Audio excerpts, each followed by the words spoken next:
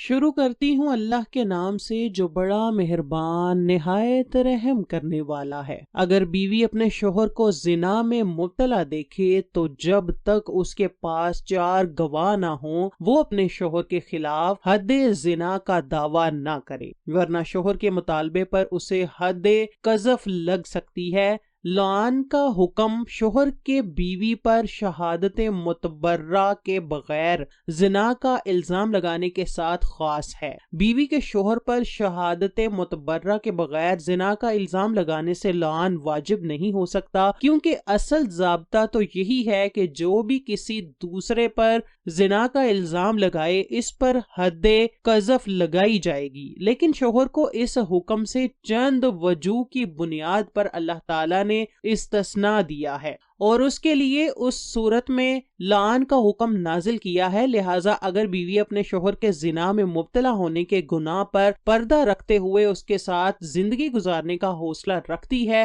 تو اچھی بات ہے، اور اگر علیحدگی چاہے تو اس سے طلاق یا خلا لے کر علیحدہ ہو جائے۔ نیز اگر اس کے زنا پر 4 گواہ ہوں تو ان کی گواہی کے ذریعے سے اپنے شوہر پر حد زنا کا دعویٰ بھی کر سکتی ہے۔ اسی طرح اگر شوہر اپنی بیوی کو کسی کے ساتھ زنا کی حالت میں دیکھے تو وہ لعان کر سکتا ہے۔ شرعی کسی ثبوت کے بغیر کسی پر بدکاری یا ناجائز تعلق کی تہمت لگانا حرام اور گناہ کبیرہ ہے، اور عورت پاک دامن ہو تو اس پر تہمت کا گناہ عام شخص پر تہمت سے بھی سخت ہے۔ اگر شوہر اپنی بیوی پر بدکاری کی تہمت لگاتا ہے تو شرعی عدالت کی موجودگی میں لعان ہوگا۔ اس کی تفصیل یہ ہے کہ شوہر اگر اپنی بیوی کو زنا کرتا ہوا دیکھ لیتا ہے اور اس کو معتبر شرعی گواہوں سے ثابت نہیں کر پاتا تو اس صورت میں لعان کا حکم ہے، اور لعان یہ ہے کہ شوہر 4 دفعہ قسم کھائے گا کہ میں اپنی بات میں سچا ہوں، اور 5ویں بار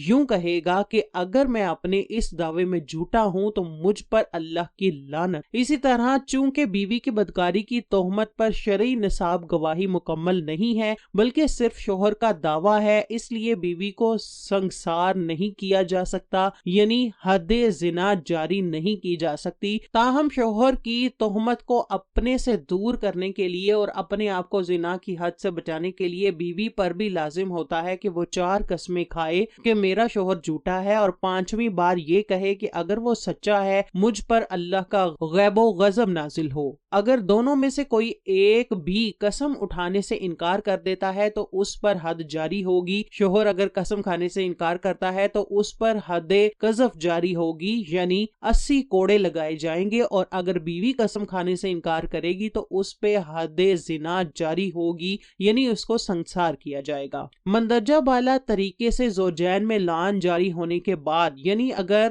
دونوں ہی قسم اٹھا لیں تو آپس میں ازواجی تعلق حرام ہو جاتا ہے۔ اس کے بعد یا تو شوہر طلاق دے دے یا قاضی دونوں میں تفریق کر دے۔ یہاں اسلامی حکومت اور شرعی سزائیں نافذ نہ ہوں تو ایسے شخص سے توبہ کروائی جائے اور اس سے جس شخص پر تہمت لگائی ہے اس سے معافی طلب کرے۔ نیز اگر شرعی سزائیں نافذ نہ ہوں تو عدالت ایسے شخص کو تعزیری سزا بھی جاری کر سکتی ہے تاکہ آئندہ ایسی غلطی کا ارتکاب نہ ہو۔ حضرت سہل ابن سعد سعدی کہتے ہیں کہ ایک صحابی اویمر اجلانی نے دربار رسالت میں حاضر ہو کر عرض کیا، یا رسول اللہ صلی اللہ علیہ وآلہ وسلم، اس شخص کے بارے میں بتائیے جو اپنی بیوی کے ساتھ کسی اجنبی مرد کو پائے اور اسے یہ یقین ہو کہ اس مرد نے اس کی بیوی کے ساتھ زنا کیا ہے، کیا وہ اس مرد کو قتل کر ڈالے؟ اگر وہ اس کو مار ڈالے گا تو مقتول کے وارث اس کو قتل کر دیں گے، ایسی صورت میں وہ کیا کرے؟ آیا اس آر پر صبر کرے یا کوئی اقدام کرے؟ رسول کریم صلی اللہ علیہ وسلم نے یہ سن کر اس سے فرمایا کہ تم میاں بیوی کے قضیہ میں وحی نازل کی گئی ہے، جاؤ اپنی بیوی کو بلا لاؤ۔ حضرت سہل کہتے ہیں کہ اویمر اپنی بیوی کو بلا لائے اور میاں بیوی نے مسجد نبوی میں لعان کیا، اور میں بھی اس وقت دوسرے لوگوں کے ساتھ حضرت صلی اللہ علیہ وسلم کے پاس ہی موجود تھا۔ چنانچہ جب وہ دونوں میاں بیوی لعان سے فارغ ہوئے تو اویمر یعنی میاں نے کہا کہ اگر میں اس عورت کو اپنے پاس رکھوں تو گویا میں نے اس پر تہمت لگائی ہے، اس کے بعد بعد انہوں نے اس عورت کو 3 بار طلاق دی۔ پھر رسول کریم نے فرمایا اگر یہ عورت اپنے موجودہ حمل سے ایسا بچہ جنے جس کا رنگ سیاہ، آنکھیں بہت کالی ہوں، تو کولے بڑے بڑے ہوں اور دونوں پنڈلیوں کا گوشت بھرا ہو، تو میں اس کے علاوہ اور کچھ نہیں سمجھوں گا کہ عویمر نے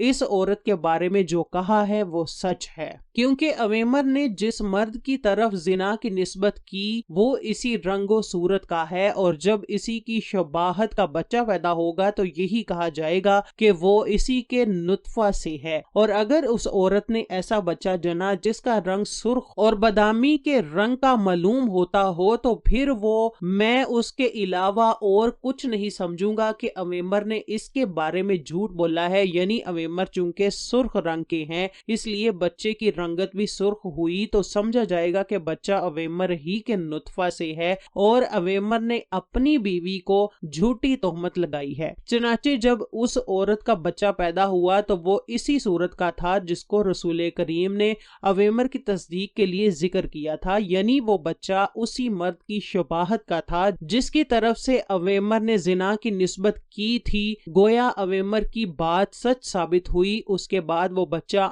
حضرت صلی اللہ علیہ وسلم کے اس ارشاد کے مطابق اپنی ماں کی طرف منسوب کیا گیا۔ اگر کوئی شخص کسی غیر مرد کو اپنی بیوی کے ساتھ منہ کالا کرتا ہوا پائے اور وہ شخص اس مرد کو جان سے مار ڈالے تو اس کے بارے میں علماء کے اختلافی اقوال ہیں کہ آیا وہ شخص جس نے اپنی بیوی کے ساتھ منہ کالا کرنے والے کو جان سے مار ڈالا ہے اسلامی قانون کے مطابق قصاص یعنی سزائے موت کا مستوجب ہے یا نہیں۔ چنانچہ جمہور علماء کا قول یہی ہے کہ اس کو سزائے موت دی جائے، ہاں اگر وہ شخص اس بات کے ثبوت میں کہ مقتول نے اس کی بیوی کے ساتھ منہ کالا کیا تھا 4 گواہ پیش کر دے یا خود مقتول کے ورثہ اس بات کا اقرار کر لے تو اس صورت میں اس کو سزائے موت نہیں دی جائے گی۔ تاہم یہ ملحوظ رہے کہ اگر 4 گواہ پیش نہ کرنے یا مقتول کے ورثہ کے اقرار نہ کرنے کی صورت میں اسے سزائے موت دی گئی تو واقعہ اس کے اعتبار سے وہ سچا تھا تو خدا کے نزدیک گنہگار نہیں سمجھا جائے گا۔ حضرت ابو ہریرہ سے مروی ہے کہ نبی کریم نے ارشاد فرمایا کہ جب تک میں تم سب کو کسی نہ کسی معاملے میں آزاد جوڑے رکھوں اس وقت تک مجھے بھی جوڑے رکھنا، کیونکہ ہم سے پہلی جاہل قومیں اسی وجہ سے تباہ و برباد ہو گئی ہیں کہ انہوں نے اپنے پیغمبروں کو وہ سوال کیے تھے کہ جن سوالات کو کرنے کا کوئی مقصد ہی نہیں ہوتا تھا۔ ان کے ساتھ ساتھ وہ لوگ اپنے پیغمبروں کی باتیں ماننے سے بھی انکاری ہو گئے تھے۔ میں تو آپ کو بس یہی کہوں گا کہ تم بھی ان کی طرح نہ بن جانا۔ میں جس کام کو کرنے کا تم کو حکم دوں گا تم ان پر عمل کرنا، اور جن جن کام سے تم کو کرنے سے منع کروں گا تم ان کاموں سے منع ہو جانا۔ حضرت ابو ہریرہ سے مروی ہے کہ آقا و دو جہان کا فرمان ہے کہ جس نے مجھ سے پیار کیا اس نے اللہ تعالیٰ سے پیار کیا، جو مجھ سے راضی ہے اللہ تعالیٰ اس سے راضی ہے، جس نے میری پیروی کی اس نے خدا کی اطاعت کی، جس نے میری نافرمانی کی اس نے اللہ تعالیٰ کی نافرمانی کی۔ عمومی احوال میں شریعت کا حکم یہ ہے کہ میاں بیوی ایک ہی بستر پر آرام کریں، کسی معقول و